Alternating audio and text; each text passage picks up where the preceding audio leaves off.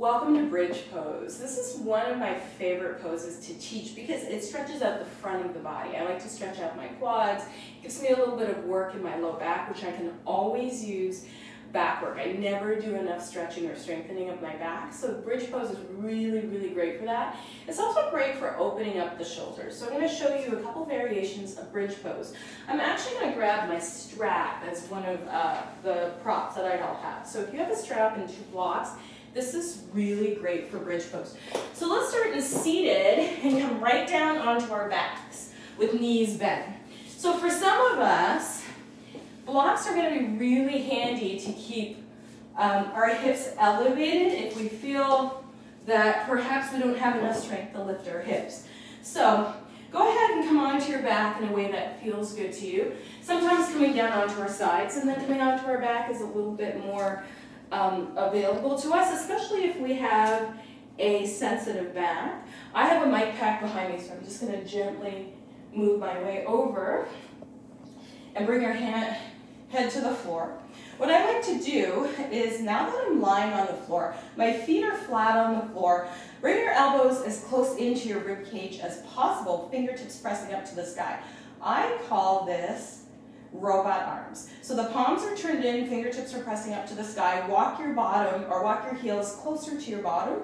Tuck your shoulder blades underneath you, pushing into your hand, into the backs of your arms and into your legs. Your legs are the prime mover here. Lift your hips to the sky. You push a little bit of energy into the back of your head. Try to keep some space between your chin and your chest. So that's one option for bridge pose. Okay. Another option for bridge pose is once you get up there, it might be hard to stay up there.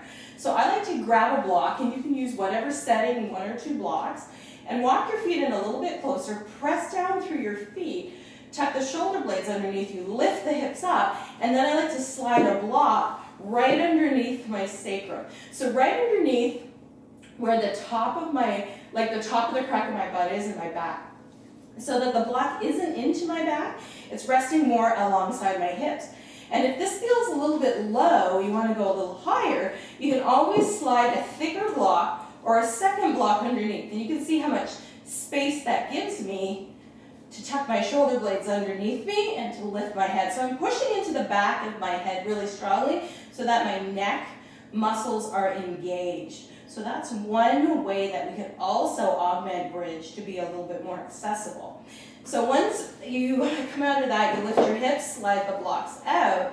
Another way you can play with lifting bridge is to grab the edges of the mat and pretend you're trying to pull the mat wider when you come up. So walk your heels a little bit closer, tuck your shoulder blades underneath you, lift your hips, and then pull on the mat like you're trying to make this mat wider, and see if it gives you a little bit more leverage to lift your hips. Beautiful. Go ahead and lower down. You can roll to your side and press yourself up. Another thing that you can do for bridge is if you're close to a wall. So I'm going to shimmy a little bit to the wall.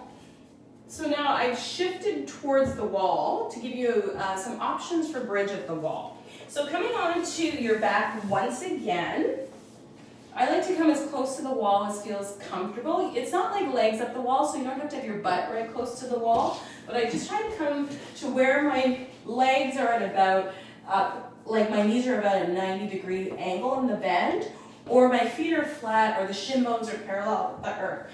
So walking your shoulder blades underneath you, go ahead and you can lift your hips. So sometimes pushing into the wall gives you a little bit more leverage to do a bridge pose. And the great thing about bridge pose is we're really working on strengthening that low back. We're also strengthening, if you're using the wall, you're strengthening the large muscles in your legs, which are your quadriceps. We're also working on the hamstrings. We're also working on the glutes. So this is a really nice way to strengthen your back, get a little relief if you have a sore back with your bridge at the wall. And one final way that we can play with bridge is if you have a strap. So I'm just going to go ahead and shimmy back a bit from the wall, and then grab your strap and make sure it's open. Bring in the strap, bring your knees into your chest, bring your strap around the front of your legs. And then I use the strap as leverage to pull myself up. So I'll walk my feet out slightly. I like to wrap the strap around my hands so that I have it really firm and tight. And then walk my shoulder blades underneath me and pull back on my strap on my legs. And that way it gives me something to pull on to lift my hips upward. So that's another way you can play with bridge pose using a strap. So I love the idea of having lots of different ways to play with different types of poses. So we've just had a few different options for doing bridge pose, especially if you're struggling with one particular option. Don't be afraid to give the others a try.